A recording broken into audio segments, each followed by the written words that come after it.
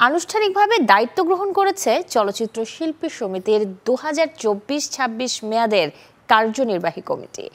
সভাপতি মিশা সওদাগর এবং সাধারণ সম্পাদক মনোয়ার হোসেন ডিপজলের নেতৃত্বে আজ বিকেলে সমিতির কার্যালয়ে দোয়া ও মিলাদ মাহফিলের মাধ্যমে দায়িত্ব বুঝে নেন নবনির্বাচিতরা। এর আগে বিকেলে শিল্পী সমিতির নির্বাচনের দায়িত্বে থাকা প্রধান নির্বাচন কমিশনার খোরশেদ আলম খসরু চূড়ান্ত ফলাফল প্রকাশ করে তা সমিতির নোটিশ বোর্ডে ঝুলিয়ে দেন। এ সময় সেখানে উপস্থিত ছিলেন সাধারণ শিল্পীরাও।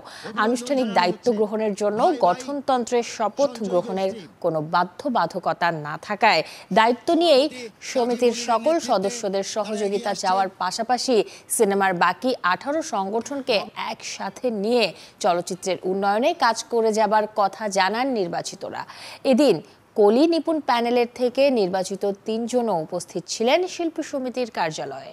আমরা গোটা চলচ্চিত্র পরিবারের কাছে কৃতজ্ঞতা জানাই। আমরা চিরঋণী যারা আমাদের ক্যাবিনেটকে এত বড় বিজয় এনে দিয়েছেন। আজকে থেকে 5টায় সমস্ত আগামী 2 বছরের জন্য কার্যক্রম আমরা বৈধভাবে পরিচালনা করব।